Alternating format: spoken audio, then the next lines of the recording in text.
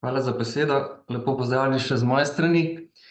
Mi se bomo podali v malo manjše stvari in to so taki seizmogrami, ki ga vidite tukaj že na tej naslovnici. In že takoj na začetku lahko vidite en seizmogram, se opravičujem, ki je bil zabeležen v Sloveniji točno iz takega seizmografa.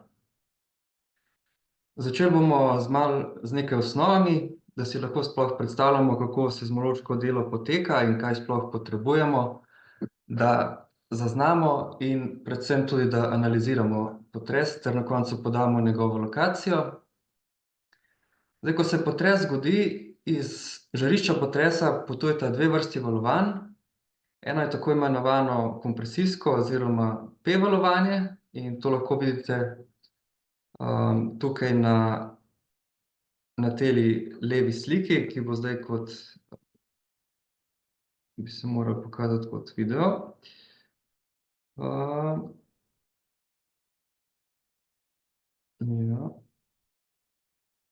Okej, no, očitno to ne deluje, ampak tukaj bi videli, da se delci premikajo v smeri širjenja valovanja in se v bistvu spreminja tudi volumen oziroma prostornina materiala, po katerem potujejo.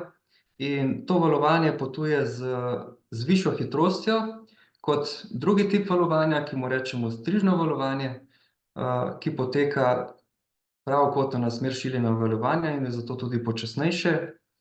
In na seizmogramih vidimo to prvo valovanje, se pravi P-valovanje, ki zaradi višje hitrosti pride prvo na seizmografe, ki ga najprej zabeležimo na seizmografih, za njim pa pride še strižno valovanje oziroma S-valovanje, ki pride kot drugo.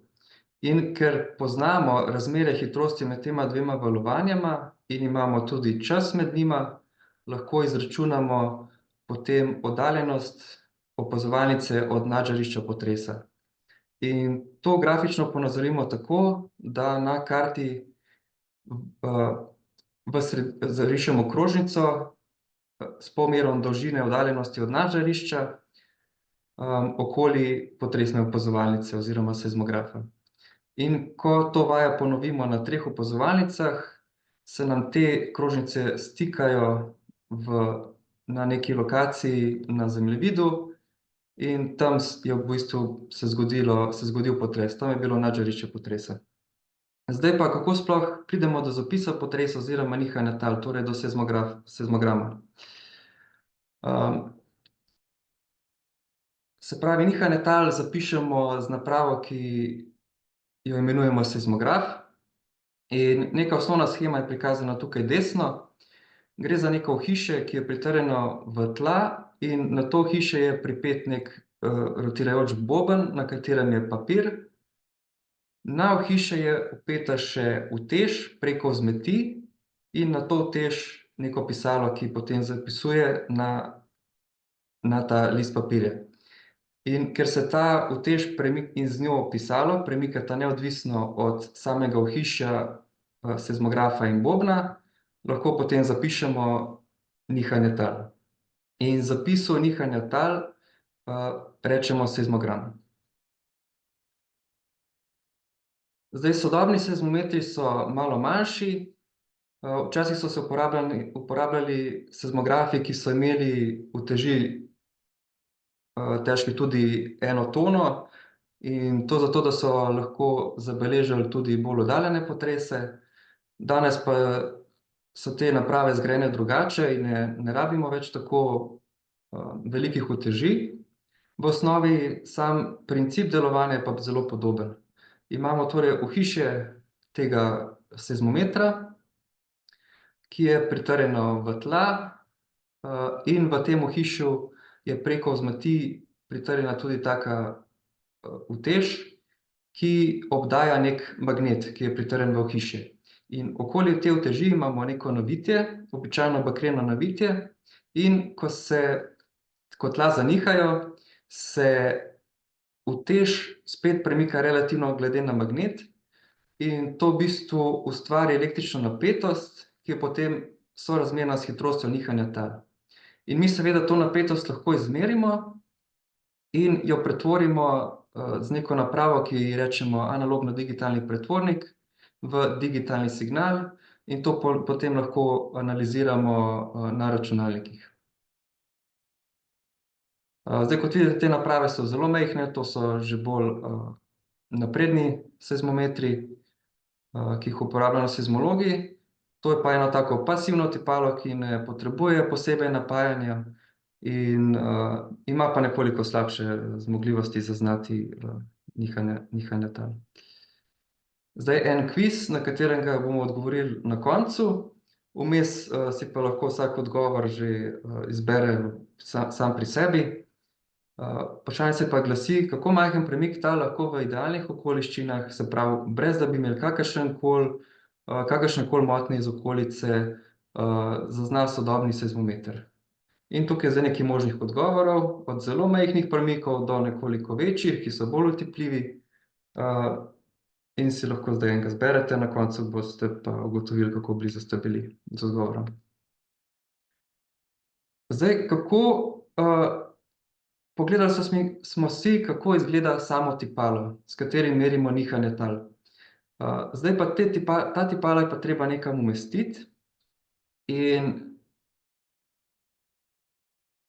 se pravi, nek tak skupek naprav, kamor damo tipalo, imenujemo potresna opazovalnica. Tukaj imamo celo infrastrukturo, ki skrbi za to, da se podatki zajamejo in nato pošljejo naprej v središča, kot ga imamo pri nas, se pravi seizmološko središče. In vidimo tukaj, da povsem na dnu imamo tak jašek, vsa ta infrastruktura je praktično pod zemljo. In v tem jašku imamo seizmometer, to je naprava, ki smo jo videli prej. In ta seizmometer pošilja podatke naprej na analogno-digitalni pretvornik. In potem imamo tukaj še nekaj dodatnih naprav, ki skrbijo za pošiljanje podatkov naprej. In pa GNSS anteno, ta se pa poveže s sateliti in pridobi točen čas. Zato, ker lokacija potresa temelji na času prihoda seizmičnega valovanja, potresnega valovanja in zato moramo imeti zelo točen čas, da lahko dobimo potem čim boljšo lokacijo.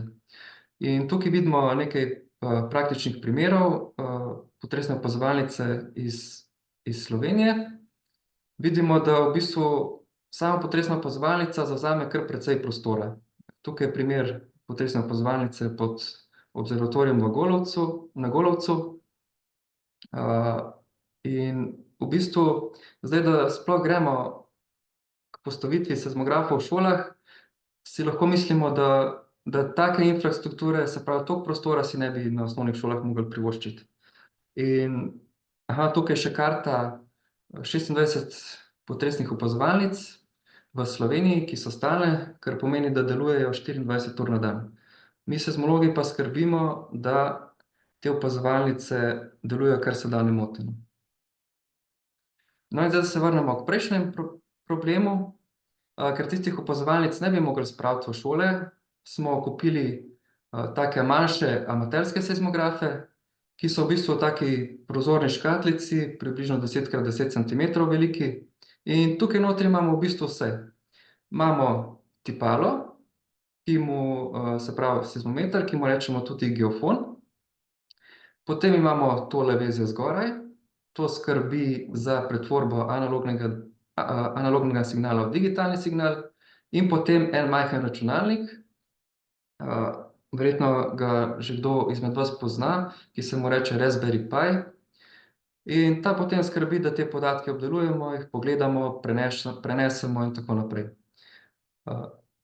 Ta naprava je zelo primerna tudi za izobraževalne namene, kot prvo že zaradi tega, ker ima prozorno ohišje in se lepo vidi noter vse ključne komponente seizmografa. Druga stvar, ki je pomembna, je pa v bistvu preprosta za namestitev in potem za prenos podatkov. In pa seveda cenovna dostopnost. Cene teh naprav se gibljejo od 400 do 1000 evrov, odvisno od tega, kakšna tipala si izberemo in njihovo količino. Cena sodobnih seizmometrov se pa giblje od 10 000 evrov dalje in to brez kakršnekoli druge opreme. Torej, Te seizmografe smo namestili v 10 osnovnih šol in tukaj vidimo nekaj primerov namestitve teh seizmografov. Večino smo jih namestili v razne kletne prostore ali kotlovnice, eden je bil tudi nameščen v zaklonišče. In to predvsem zato, ker gre tam za mirno okolje, kjer se ne giblje veliko ljudi, ljudje ne prihajajo pogosto, ker to so, kljub temu, da gre za amaterski seizmograf, je to še vedno zelo občutljiva naprava, ki zazna praktično vse premike v okolici. In če se ob neki dejavnosti zgodi potres, ga bo ta naprava bistveno težje zaznala, kakor če bi bila nameščena v nekem mirnem okolju. Zato, ker tista bližnja dejavnost zakrije potem sam signal, ki pride od potresa. Še ta stvar, kot vidimo, ta naprava v bistvu potrebuje samo enosmerno napajanje in pa priključek na internet. Pri nas smo recimo v vseh primerih napravo povezali na internet preko kabla, predvsem zato, da je povezava bolj stabilna, omogoča pa tudi povezavo preko brezžičnega omrežja. Tukaj je v bistvu neka časovnica, kako smo te seizmografe postavljali po različnih šolah, od junija 2022 do oktobra 2023 in prikazuje tudi, kje so razporejeni. Tukaj še ena tabela, ki prikazuje, kdaj in kje so bili nameščeni ti seizmografi. Še enkrat ta pregled. In še skupaj z državno mrežo potresnih opazovalnic. Se pravi, z rdečimi so označene vse osnovne šole, ki so se odzvale na našo iniciativo in bile pripravljene sodelovati. In vidimo, da nam je uspelo v bistvu zbrati take lokacije, ki so približno zapolnile večje vrzeli med že obstoječo mrežo opazovalnic. Ker te seizmografi so zelo dobri za izobraževalne namene, ampak tudi v bistvu pripomorejo pri dnevni analizi potresov, torej nam pomagajo, da lahko tudi boljše analiziramo potrese. Vsi ti seizmografi, ki se jim reče v bistvu Raspberry Shake, so vključeni v neko tako svetovno mrežo potresnih opazovalnic. Ta zemljevid je današnji in kot vidimo, je v tej mreži že 2426 seizmografov. Ključno pri tem je, da si lahko kdorkoli pogleda podatke iz kateregakoli seizmografa na svetu. In tudi iz seizmografov, ki smo jih namestili na osnovne šole. Zdaj si bomo še pogledali nekaj zapisov na teh seizmografih. Tukaj je en primer lokalnega potresa v srednji Sloveniji, ki je imel magnitudo 2,9. Vidimo, da se na 3 bližnjih Raspberry Shake seizmografih zelo dobro ta potres vidi in ga je mogoče tudi analizirati. Točno tako kot na seizmografih državne mreže potresnih opazovalnic. Potem vidimo, da so ti amaterski seizmografi zmožni zaznati tudi regionalne potrese. Tukaj je primer potresa magnituda 4,4 v Bosni in Hercegovini in vidimo zelo lepe seizmograme, ki so bili zabeleženi na 7 seizmografih, nameščenih v osnovnih šolah. Tudi do skoraj 400 kilometrov stran. Potem se pa verjetno vsi spomnite lanskega velikega potresa, ki je bil tudi zelo rušilen in je zahteval veliko smrtnih žrtev v Turčiji z magnitudo 7,7. In to je tisti prvi glavni potres. In vidimo, da so tudi tega približno 2000 kilometrov stran po 4 minutah in pol, da ga je zaznalo 7 seizmografov Raspberry Shake. Se pravi, če bi imeli vi doma postavljen ta seizmograf, bi dejansko lahko zaznali tudi tako velik potres 2000 kilometrov stran.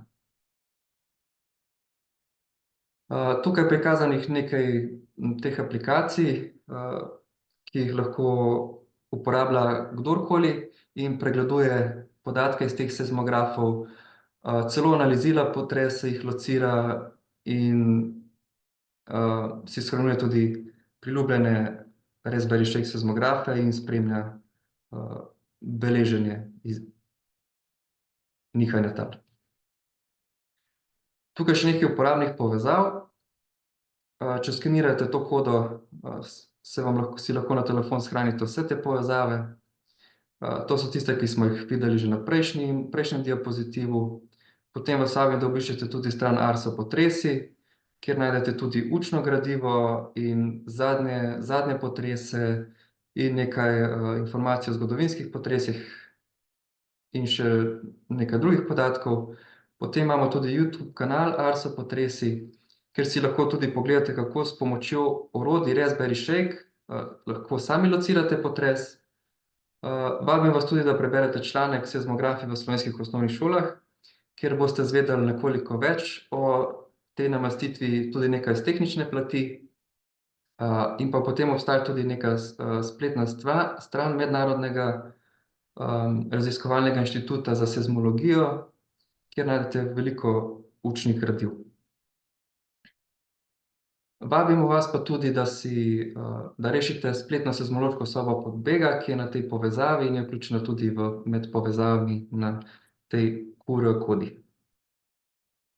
In še da odgovorimo na zastavljeno vprašanje, kako majhen premik lahko zaznamo v idealnih okoliščinah, in pravilni odgovor je A, 10 na -9. In da to postavimo v neki kontekst, debelina lasu je 10 na -4 metra, najmanjše celice merijo 10 na -7 metra, razdalja med atomi je pa reda velikosti 10 na -10 metra. Torej lahko zaznamo tako velik premik, ki je manjši kot najmanjša celica. Hvala za pozornost.